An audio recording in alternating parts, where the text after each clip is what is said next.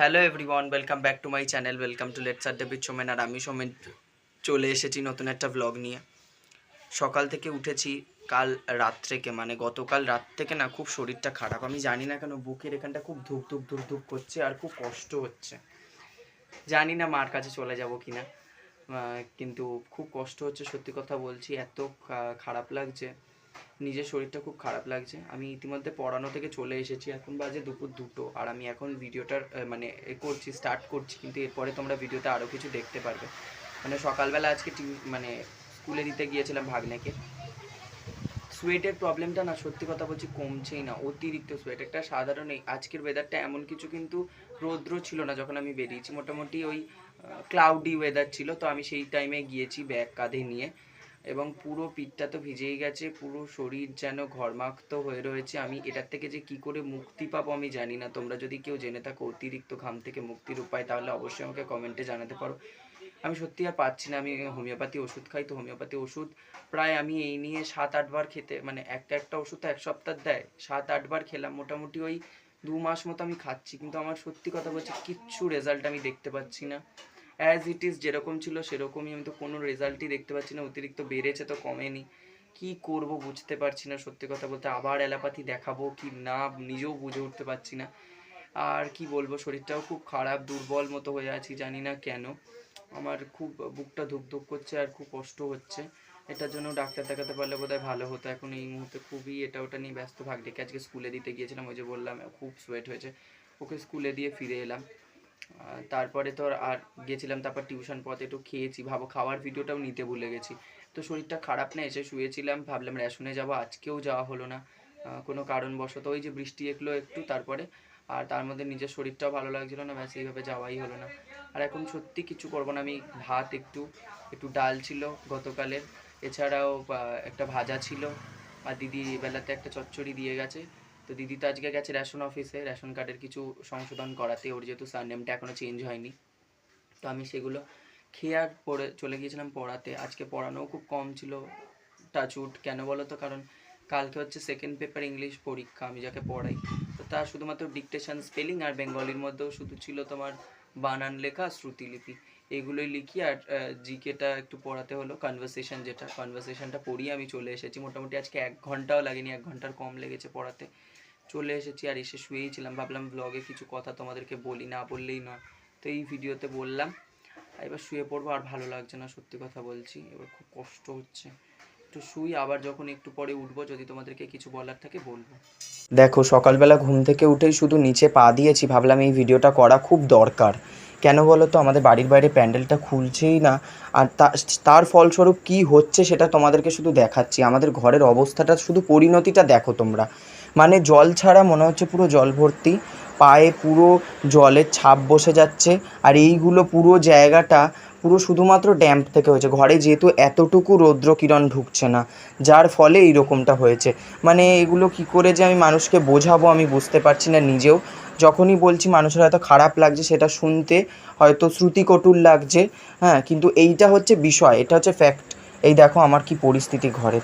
বারান্দাতে কিন্তু এখান থেকে রোদটা আসে বলে বারান্দাতে কিছু হয়নি, অথচ শুধু ঘরটাতেই হয়েছে। কেন এটা হলো আমি তো বুঝতে পারলাম না। এদিকটা তো পুরো ভিজে রয়েছে, পুরো মনে হচ্ছে যেন জল উঠেছে আমার ঘরে। কারণ এতটুকু তো রৌদ্রকিরণ আসছে না ঘরের মধ্যে। কি বলবো, মানুষে যদি এগুলো বুঝতে না পারে, আমার আর এতে কিছু সত্যিই বলার নেই। থাক, এবার আমি খাওয়া দাওয়াটা করি, তোমাদেরকে দেখাই। আজকে দিদি এসেছিলো আর দিদি এনেছিল খাবার। এখানে আমি এনেছিল চাউমিন, তো আমি চাউমিনটাই আজকে খাচ্ছি। এটাই আজকে সকালের আমার ব্রেকফাস্টে রয়েছে। ব্রেকফাস্টটা কমপ্লিট করব আর তারপরে কিন্তু বেরোবো। আজকে দিদি একটু যাবে রেশন অফিসে। ওর এত বছর হয়ে যাওয়া সত্ত্বেও ওর রেশন কার্ডের নাম চেঞ্জ, মানে সারনেম আর অ্যাড্রেস চেঞ্জ করা হয়নি এখনও। আমাদের এই বাড়িরই অ্যাড্রেস রয়েছে আর সারনেম রয়েছে।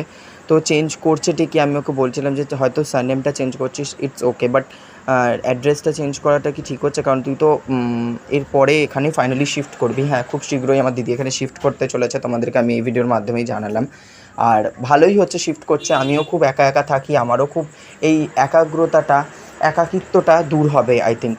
আর ওর তো বাচ্চা আছে, বাচ্চারা দেখবে সাথে থাকলে না মন ভালো হয়ে যায়। আমি যেটুকু টাইমই ঘরে থাকবো সেটুকুর মধ্যে হয়তো আমার নিজের মি টাইমের বাদে তো যেটুকু টাইম থাকবো সেটুকুতে ওর সাথে থাকলে একটু সুবিধা হবে, এই যা, আর কিছুই নয়।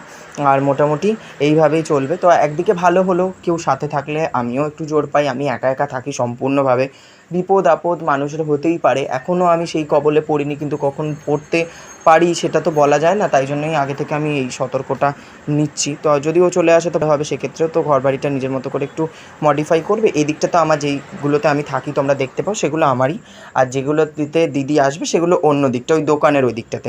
তো ওই দিকটাও একটু হয়তো মডিফাই করবে, নিজের মতো করে কিছু কাজ করাবে। সেগুলো করানোর পরে ও ফাইনালি এখানে আসবে। তো এটা বোধহয় পুজোর পরেই সম্ভবত সম্ভব হবে, তার আগে হয়তো নয়। আর আমি এদিকে খাওয়া দাওয়া করে নিচ্ছি। আজকে দিদি যাবে রেশন অফিসে, তাই জন্য ও কিন্তু এসে শুধুমাত্র দিদিকে মানে ওর ছেলেকে খাবার দিয়ে চলে গেল।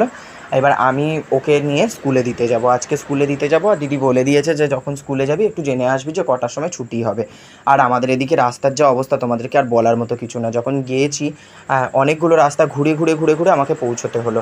তারপর ওখান থেকে ফিরলাম, ভাবলাম রেশন যাব, আজকেও যাওয়া হলো না রেশন। আর পরদিন যেহেতু দুটো ব্লগেতে জুড়ে দেওয়া আছে, তোমরা শুনতে পাবে যে আমি রেশনে গিয়েছিলাম।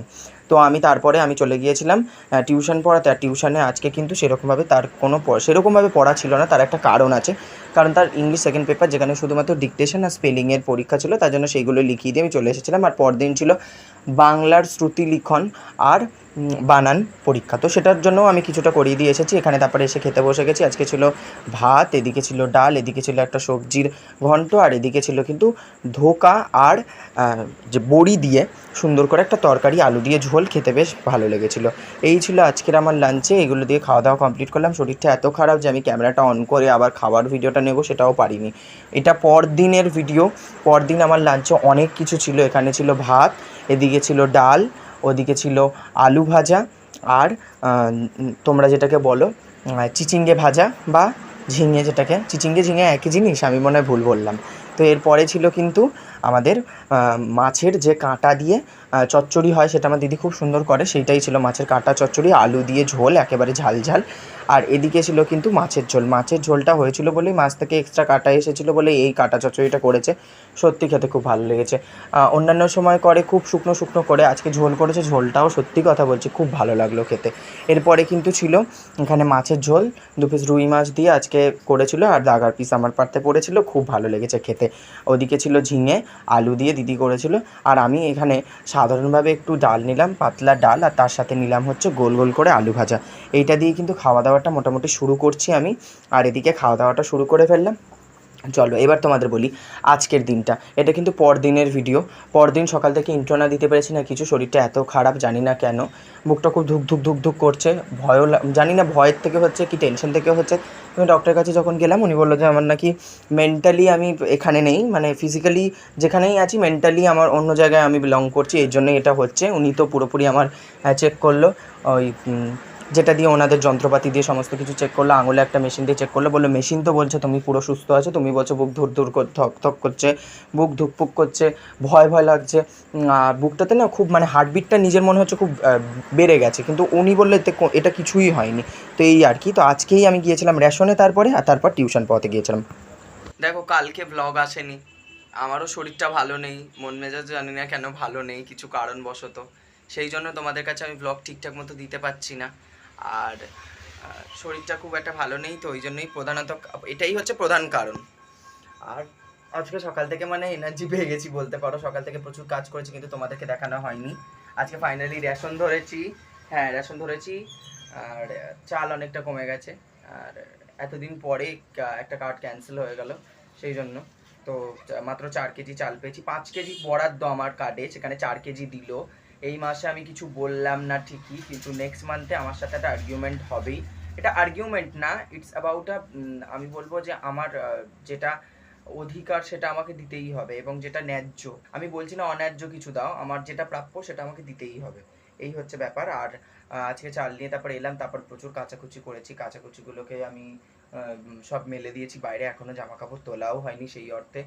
আর এছাড়াও এসে ব্যাগগুলো, যেগুলো বাজারের কয়েকটা ব্যাগ, অবস্থাগুলো খুব খারাপ ব্যাগগুলো, যদিও নতুন 2-3টে ব্যাগ মোটামুটি কিনতে হবে। এছাড়াও আরও কিছু জিনিসপত্র ছিল যেগুলো কাজগুলো করতে হলো, বাসন মাজা, এটা ওটা টুকটাক কাজ। এগুলো সব সেরে আর কিছু কাজ মিটিয়েছি, তো দেখি, দাঁড়াও তুলি হচ্ছে জামা কাপড়গুলো।